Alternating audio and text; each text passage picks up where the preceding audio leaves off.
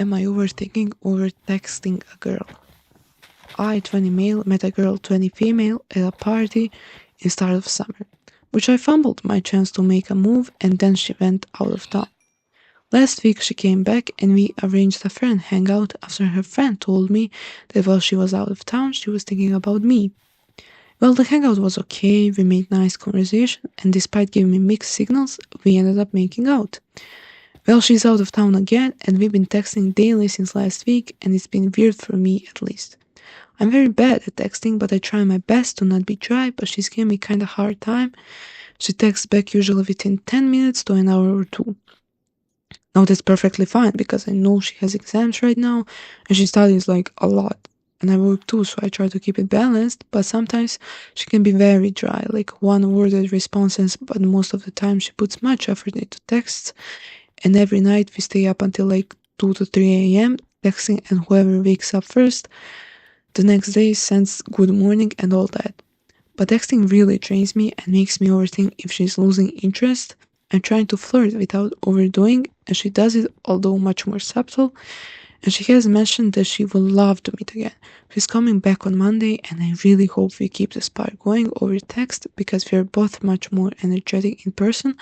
Although I haven't officially planned something, but I have hinted that I want to date her. To get to my point, am I overreacting, thinking she's not into or losing interest in me? All my friends say she clearly wants me, but I'm just super anxious about it.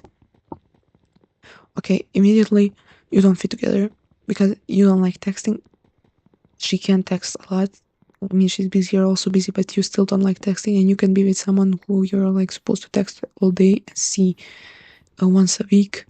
Considering the situation and your schedules, you maybe should find someone who fits your schedule, who fits your preferences, because it's obviously like, okay, you like her, she likes you too, but some things just don't work out if this is how you feel. Like, if you don't like texting, then this relationship isn't going to work out. 30 female, developing feelings for my 40 male roommate, but he might be playing me. I, 30 female, own a house where I live and rent out a room. In July, my previous roommate moved out and introduced me to his colleague and friend, 40 male, who then moved in. He had recently relocated for work, said he'd stay in the area for 5 years, and mentioned that starting next year he'll have his 2 kids live with him and will get his own place. For now, he lives here during the week and goes back to them to see them on the weekends. From the beginning, he's been super charming and funny. We immediately clicked, and over time we started spending most evenings together. He comes home from work, we have dinner, and talk until late at night. I started developing feelings for him. Here's where it gets complicated. He never mentioned his relationship status until one night, right before I left for a 3-week vacation.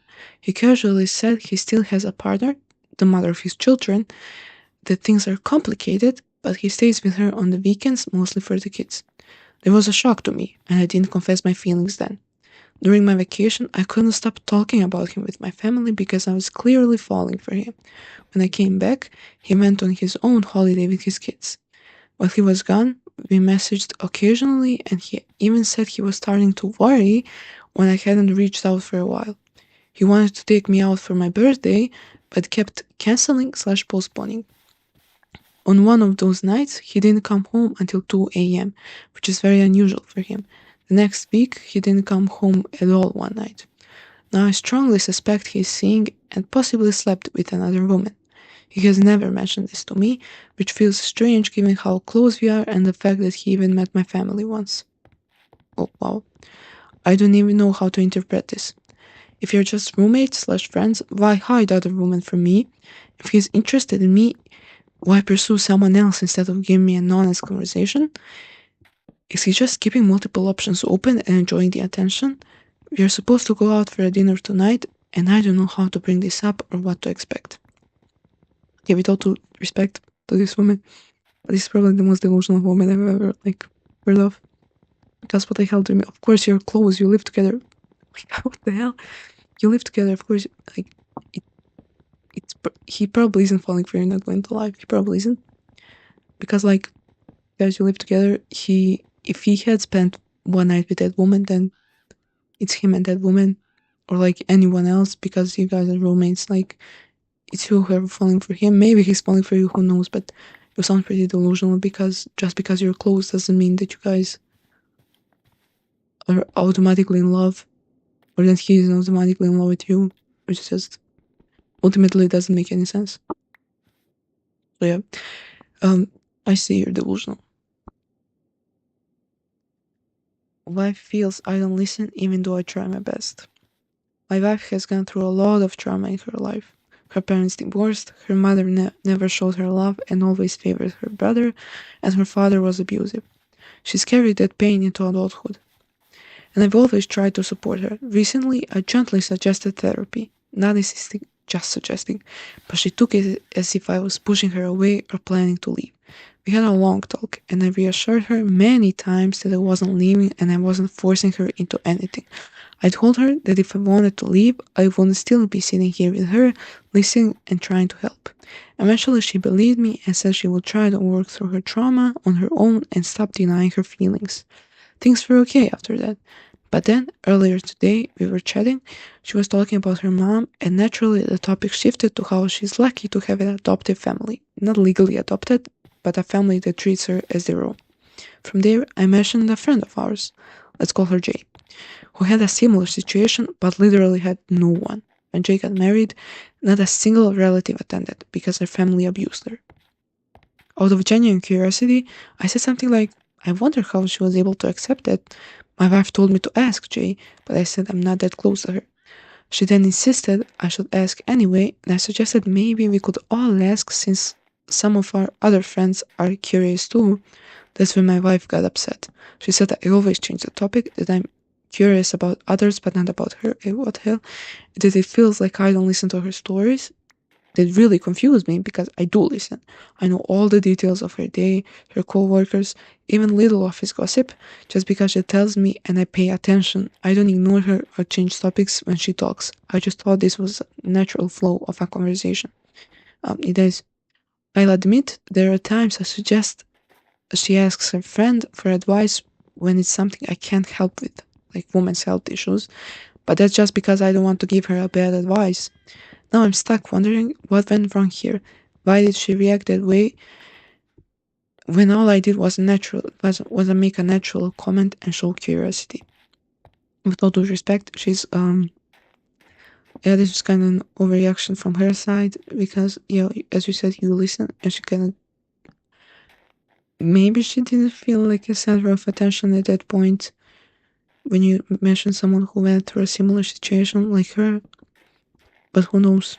You should talk to her instead of Reddit because it's definitely something that could be solved within one conversation, like one small talk, quite literally. Because yeah, you just showed curiosity for someone else, and she kind of blew up at that. Yeah, that's a bad sign. That's a bad sign. You should just talk about it again because this relationship obviously needs a lot of communication since she has so much trauma and yeah, but you've been always there to help, so I think it can be solved within one conversation. She hates me now and I hate myself. So there is this girl I know in my university society who I always found cute, but more importantly, really had a perfect connection whenever we messaged and talked. I never felt anything like it and I loved it. Around 2 months ago, I started another conversation with her online and she ghosted me for 5 days. During those 5 days, I was really sad, but I was determined to move on. On the fifth day, she sent me a reel and I reacted to it. I was in a Discord call with a friend that night and she joined out of nowhere. I acted nice and my casual self with her. And she asked me if I could come help her with a university event in a few weeks. I can't remember exactly what I said, but it was something along the lines of I should be able to. I realized she put me down for all 3 days of the event the next week, and I can't lie, I let my negative emotions towards her get the best of me.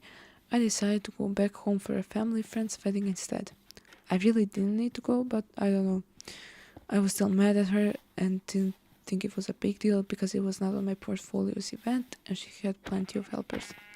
I unclicked 2 days of it and left the final day untouched because technically I could fly back in time.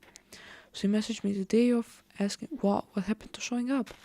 I didn't take it seriously enough and just told her she would be fine but I also told her I was back home for a wedding and that I could make it on Monday if she really needed me there. She ghosted me, and I deactivated all my socials the next day. At the time, I was really mad at myself for offering too much, but now I look back with horror, knowing that I hurt her by not even being upfront and telling her beforehand I couldn't make it. It was quite immature by me, and I took some time away from myself to recognize that. I really liked her for who she is, and I hate the fact that she probably thinks I'm not interested in her, or that I'm just a flaker who didn't care about spending time with her. We were just petty. That's normal being petty, it's just normal human reaction. I mean, it's kind of rude, not going to lie, but oh my god, yeah, it was kind of rude, but you were petty as well, and I think one conversation can solve it 100%.